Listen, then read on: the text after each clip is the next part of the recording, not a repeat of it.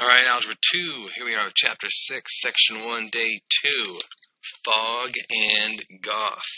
Okay, today we're looking at composite functions. And composite functions, you are using the result from one function right away in another function.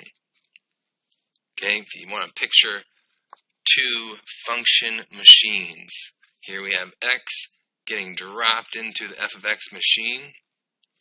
It's doing whatever it's doing in that machine, and then it's going to dump out the product right back into the entrance of the g of x function machine. So it's going to make its product right there with that, and it spits out the finished product. So we start out with x, we threw it into f of x, got our answer from that, immediately put that answer into the g of x, and out comes the final product. Okay? Dr. Seuss fans, this kind of reminds me of the Sneetches, where they had to have the star on their belly, and they got dumped into that machine that put the star on their belly, and then they said, oh, it's not special to have a star on their belly anymore because everyone has the stars on their belly. So then they went in the machine and took the star off their belly, and it kept going on and off, kind of like that. Okay? So, when you see just a very subtle difference here, an open circle, F-O-G, it's going to be about like that size. It's not actually going to be that big like an actual letter O. It's going to be just an open circle there. That's F of G of X. Okay, F of G of X. And to do these, it's helpful to go in reverse order. Okay, read it backwards. I take X, I put it into G, and then I put that answer into F. Go in reverse order. Take X, put it into G, take that result, put it into F. Okay, so we're going to start off hopefully easy here with numbers. Okay, take a look at this. Here's f of x, 2x plus 1. There's g of x, x plus 7. What is f of g of 2? Okay, f of g of 2. Go in reverse order. We're taking 2, we're putting it into g. Well, g of 2 is going to be 2 plus 7.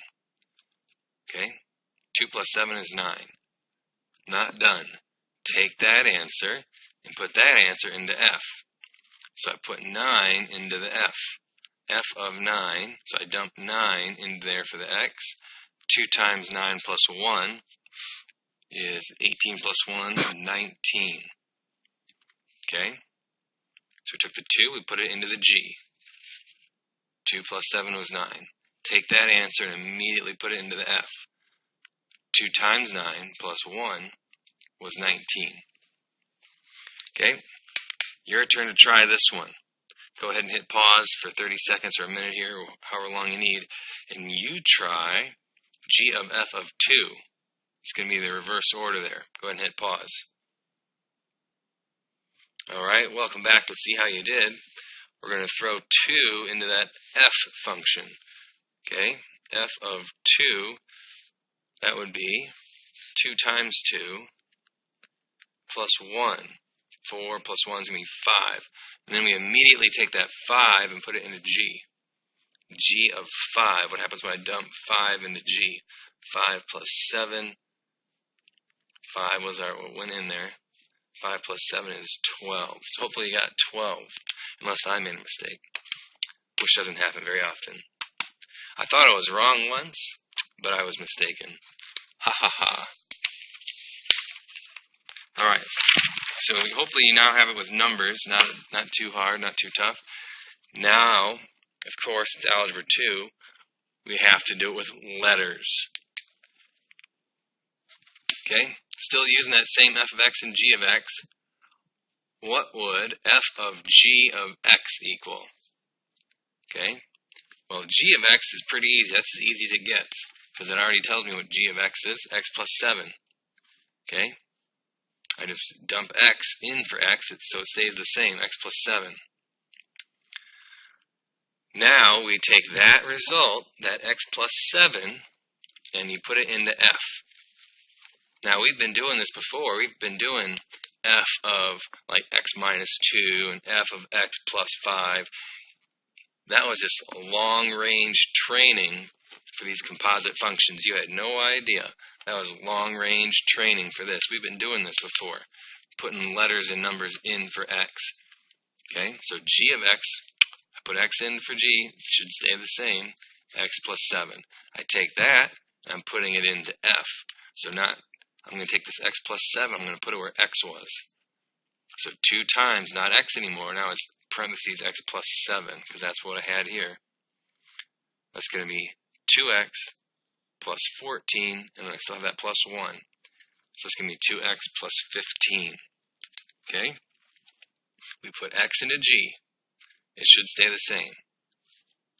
Take that answer, x plus 7, dump it into f.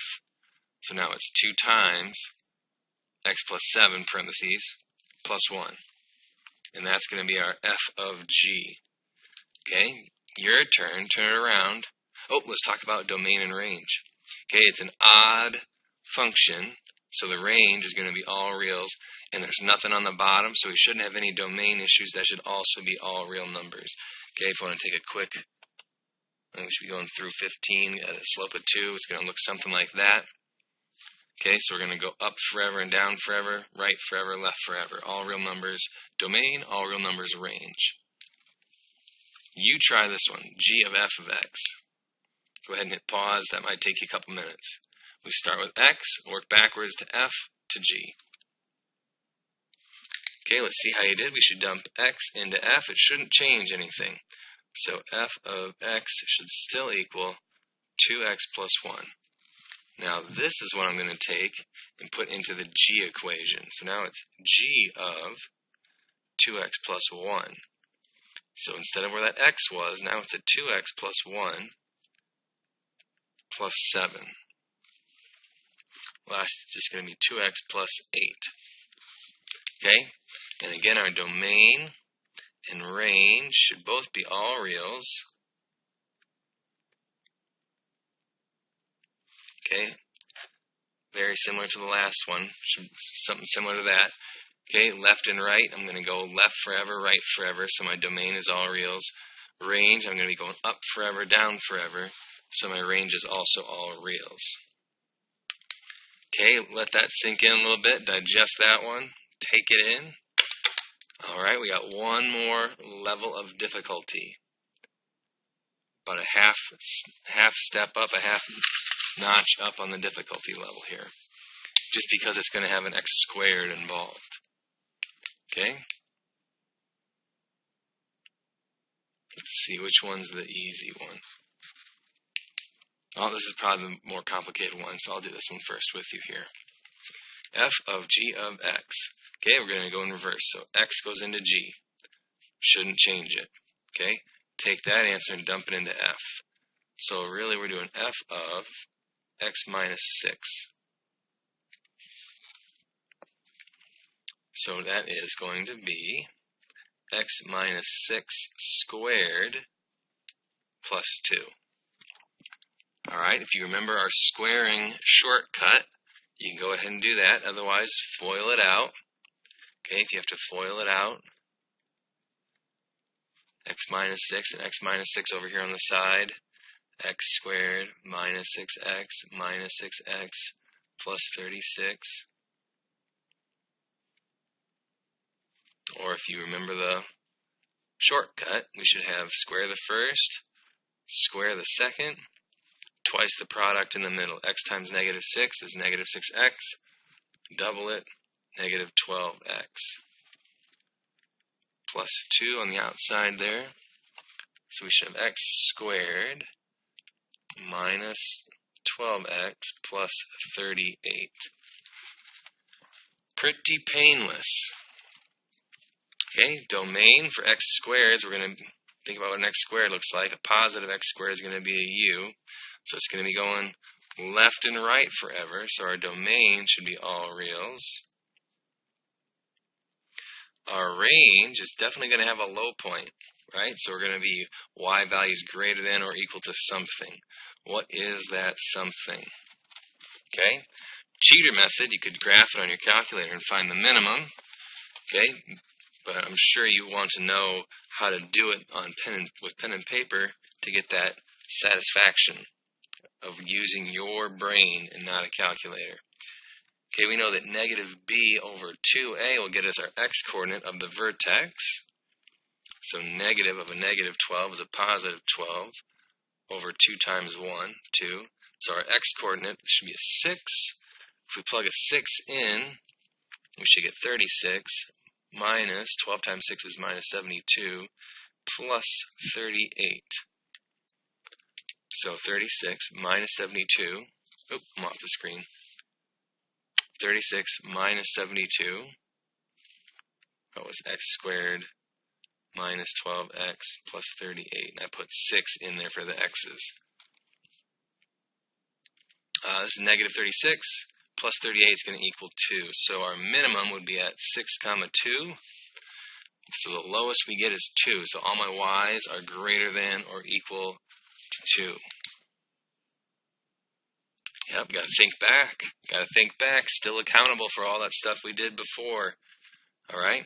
You go ahead and hit pause, and you can try g of f of x. Should be a little easier, computation-wise. Still going to have to do some domain and range work. Okay, welcome back. Let's see how you did. All right, f of x should stay the same. Then we're going to dump that in to g. So we should have x squared plus 2 minus 6. So we should be getting x squared minus 4. All right. Oh, this isn't bad then. This isn't bad. Okay, so what do we have here for our, it's going to be a positive x squared, so going up it's a u. So still left and right, no problems. Domain, all real. Range, easy to find our minimum here. Okay. We're going to be centered at 0, 0. It's going to be centered on the y-axis. Low point of, not 0, 0, 0, negative 4. Low point of negative 4. So everything's going to be bigger than negative 4. Okay. How do you get that? Remember, negative b over 2a. We don't have a b, so it's 0. 0 over 2 times 1 is 0 over 2, and 0 over anything is 0. So my x is 0. If I put 0 in, okay, 0 squared is 0, minus 4 is negative 4 for your low point. So those x squared ones, you have to think a little bit for your range. Your domain should be all reals if it's x squared, so no problems there. But you might have to think a little bit for your range.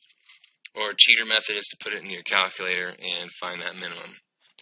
Okay, homework to try here for tonight. We're going to be on page 390, 27 through 31. That is going to be similar to what we just did. Similar to what we just did with x's. Okay, then we have 41 through 48. And that will be with numbers, like on the first page, f of g of 2, okay, you're putting those numbers in, so that should be easier conceptually for you. And then 55 and 56 are a little bit tougher, but it's numbers, okay, so there's going to be f of g of h, so there's going to be 3 things. Again, just work backwards, put the number in, and work backwards in reverse, okay. So it shouldn't be too much of a leap forward there for you on your own to make. All right? Have fun. Get those done for tomorrow.